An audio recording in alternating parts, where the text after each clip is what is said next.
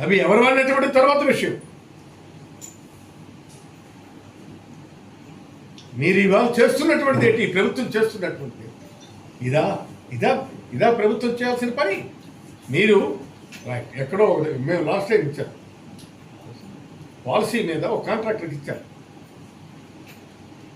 వాడు చేసుకొని ప్రభుత్వానికి ఇంత చెప్పి కట్టేవాడు. ఇవాళ ఎక్కడుంది?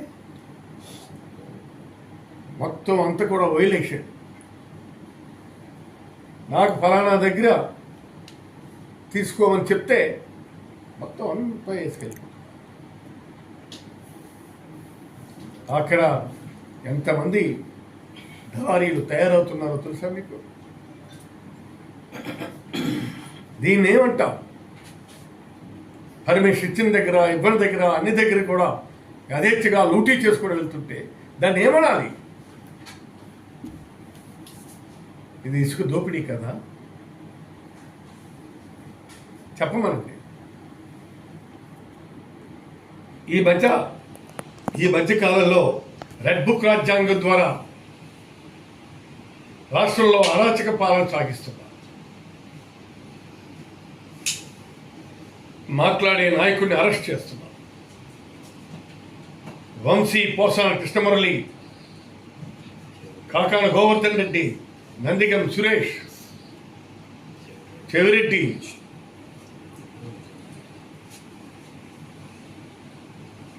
మిథున్ రెడ్డిని అరెస్ట్ చేశారు.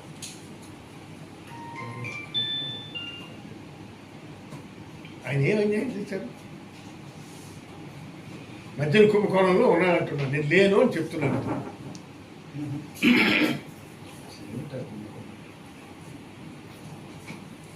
అసలు ఏంటా కుంభకోణం? బయట పెట్టి చెప్పాలండి.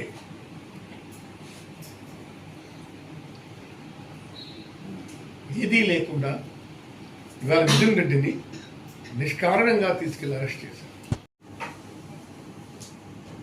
అవి ఎవరు అనేటువంటి తర్వాత విషయం.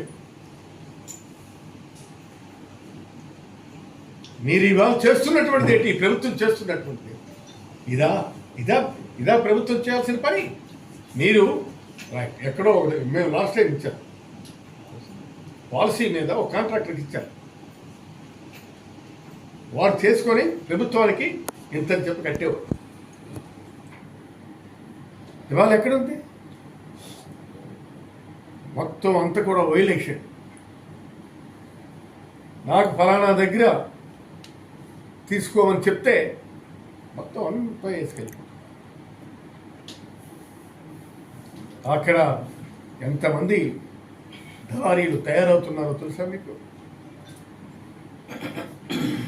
దీన్ని ఏమంటాం? పర్మిషన్ ఇచ్చిన దగ్గర, ఇవ్వని దగ్గర, అన్ని దగ్గర కూడా యథేచ్ఛగా లూటీ చేసుకుని వెళ్తుంటే దాన్ని ఏమనాలి? ఇది ఇసుక దోపిడీ కదా? చెప్పమనండి.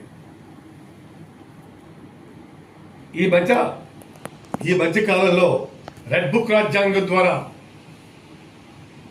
రాష్ట్రంలో అరాచక పాలన సాగిస్తున్నారు. మాట్లాడే నాయకుడిని అరెస్ట్ చేస్తున్నారు. వంశీ, పోసాన కృష్ణమురళి, కాకాన గోవర్ధన్ రెడ్డి, నందిగం సురేష్, చెవిరెడ్డి,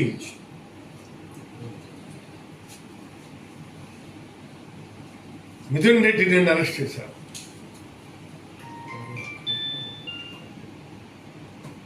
ఆయన ఏం అన్యాయం చేశారు? మద్యం కుంభకోణంలో ఉన్నానంటున్నాను. నేను లేను అని చెప్తున్నాను.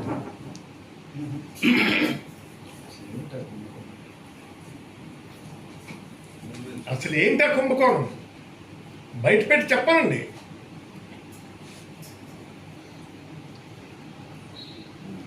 ఏదీ లేకుండా ఇవాళ మిథున్ రెడ్డిని నిష్కారణంగా తీసుకెళ్లి అరెస్ట్ చేశారు. 80,000 కోట్ల రూపాయలు ఎవరు జేబుల్లోకి వెళ్ళిందో చెప్పాలి. అంతే కదా? మేము చెప్తున్నాం సరిగా అందులో ఎంత ఇచ్చేసాం, మిగిలినటువంటిది ఫలానా దానికి ఖర్చు చేశాం అన్నటువంటి చెప్పుకునే పరిస్థితి ఉంది. కాబట్టి ఈరోజు మీరు చేసినటువంటి 1,80,000 కోట్ల రూపాయలు దేనికి ఖర్చు పెట్టారు, ఎందుకోసం ఖర్చు పెట్టారో చెప్పాలి. చెప్పకుండా మేము దాటించి వెళ్ళిపోతామంటే కుదరదు.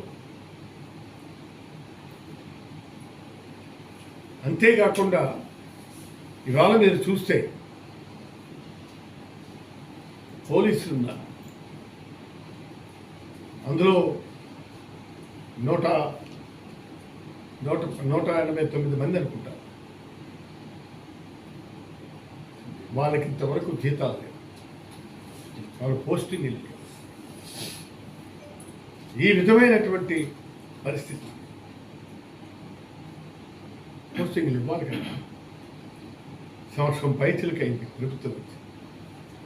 వాళ్ళ మీద మీకు ఏదైనా సరే గ్రీవెన్స్ ఉంటే నాన్ ఫోటల్ పోస్ట్ ఇవ్వండి. నాన్ ఫోటల్ పోస్ట్ ఇచ్చి మీరు జీతాలు చెల్లించండి. వాళ్ళకి ఇంతవరకు జీతాలు లేవు. ఇదేమిటి అన్యాయం? అడిగేవాడు లేడు. అదే ఈరోజు చాలామంది ఐపీఎస్ ఆఫీసర్ వాళ్ళు సెలవులు పెట్టి ఢిల్లీకి వెళ్తారు. కొంతమంది విఆర్లో పెట్టించారు. ఈవేళ వాళ్ళు ఢిల్లీ వెళ్తే వాళ్ళు ఏమంటున్నారంటే, మీరేం చేస్తారు ఢిల్లీ అంటున్నారో అక్కడ జాబ్ చేస్తాం, లేకపోతే మేము ఇంకొక పరిశ్రమలోనో లేదా మరొక దాంట్లోనో మేము ఉద్యోగం చేస్తాం, మాకేంది, we are very happy to go. ఆ పరిస్థితి అందరిలో ఉంది. నిన్న మీరు చూశారు, సమావేశానికి రమ్మనమంటే పొమ్మనమన్నారు వాళ్ళు.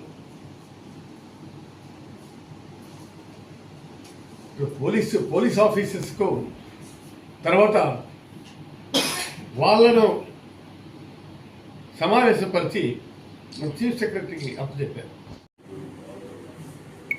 ఆంధ్రప్రదేశ్ రాష్ట్రంలో అసలు ప్రభుత్వం ఉందా, ఉంటే ఈ విధంగా పాలన జరుగుతుందా?